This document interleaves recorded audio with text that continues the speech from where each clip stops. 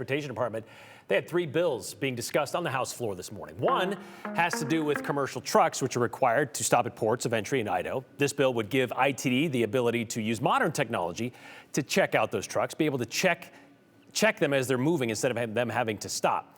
The other has to do with extending the driver's licenses for the drivers of those commercial trucks to 8 years instead of the current 4.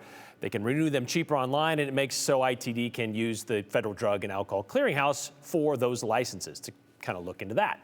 The other has to do with the rest of us, the non-commercial drivers. Right now, license plates have to be replaced every 10 years, whether they need to be or not. House Bill 413 would eliminate that 10-year requirement as long as those plates are still reflective and readable at 75 feet away. Removing this 10-year requirement, according to Representative James Petsky, that's going to save the state having to make roughly 300,000 license plate a year, saving taxpayers more than $1 million per year. And that bill, by the way, passed without any debate, nearly unanimously. Clerk will unlock the machine. Members will cast their votes. I wish Representative Birch was here so we could tease him.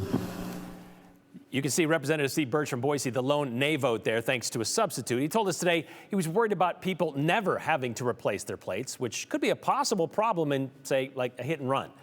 Okay, so we also got an email from a viewer about this bill, worried about other consequences of House Bill 413.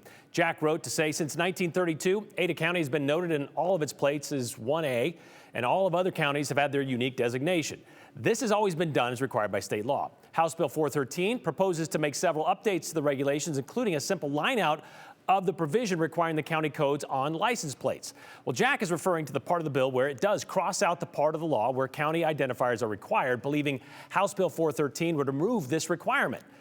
You know, that's the point where you go, how do we tell the difference between a car from the 2C with Canyon County versus Ada County, which is 1A?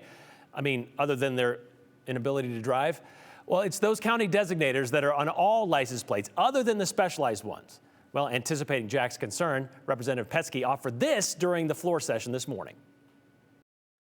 This is just to align production standards. This bill does not eliminate county designators. Their county designators are referenced in 8 other sections of code, and they are specifically spelled out in a rule. So this bill, you would essentially have to run a separate bill to get rid of county designators. So I can confirm this bill does not get rid of county designators. Does not get rid of county designators. There you go, Jack. Of course, getting rid of those would keep us in close company, or not getting rid of them, I should say, keep us in close company of the 6 other states who do have such indicators on their license plate. That would be Montana, Wyoming, South Dakota, Nebraska, Mississippi, and Alabama. But states like Tennessee and Kentucky, Ohio and Iowa, they put the whole county name on the plate. We're not doing that, but we're going to keep it the way it is now. That way we can, still keep saying, oh, 2C figures.